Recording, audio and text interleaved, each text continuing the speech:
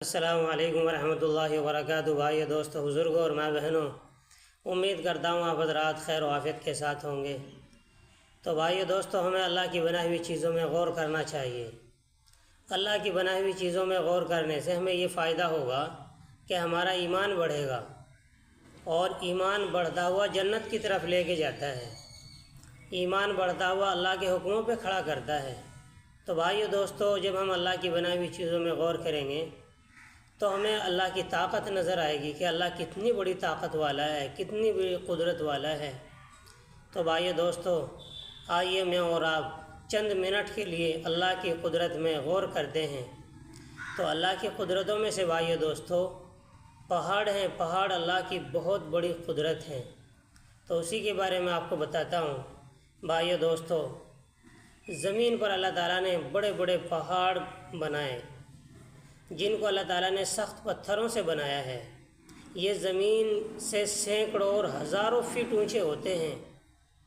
اگر سوچا جائے تو وہاں پانی کا نام و نشان بھی نہیں ہونا چاہیے، لیکن یہ اللہ تعالیٰ کی بڑی انوکھی قدرت ہے کہ وہ ہزاروں فٹ اونچے پتھروں سے پانی کے صاف شفاف چشمے جاری کر دیتا ہے، اور یہ چشمے دھیرے دھیرے بڑھتے رہتے ہیں، یہاں تک کہ وہ پہاڑوں سے نکل کر ندیوں اور نہروں کی شکل اختیار کر لیتے ہیں۔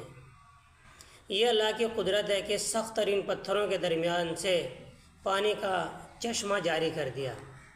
تو بھائیو دوستو، یہ غور کرنے کی بات ہے۔ اسی طریقے سے بھائیو دوستو، کتنے بلند اور اونچے اونچے اللہ تعالیٰ نے پہاڑ بنائے، جس کی چوٹیاں بادلوں سے بھی اوپر تک پہنچی ہوئی ہوتی ہیں، اور پھر اسی پہاڑوں سے ندیاں، سمندر، دریا، جھیل اور میٹھے میٹھے پانی کے چشمے جاری کیے، جس سے تمام مخلوق اپنی پیاس اور زندگی کی ضروریات پوری کرتی ہے۔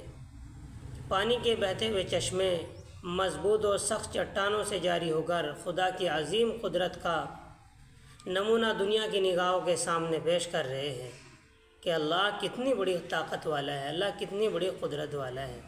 تو بھائیو دوستو، اللہ تعالیٰ خود قرآن میں فرماتا ہے کہ پہاڑوں پہ غور کرو، پہاڑوں کی طرف دیکھو کہ میں نے کتنے سخت اور کتنے بڑے بڑے پہاڑوں کو بنایا۔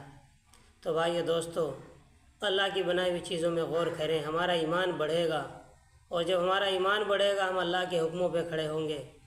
جس درجے کا ایمان ہوگا اسی درجے کا بندہ اللہ کے حکموں کو پورا کرے گا۔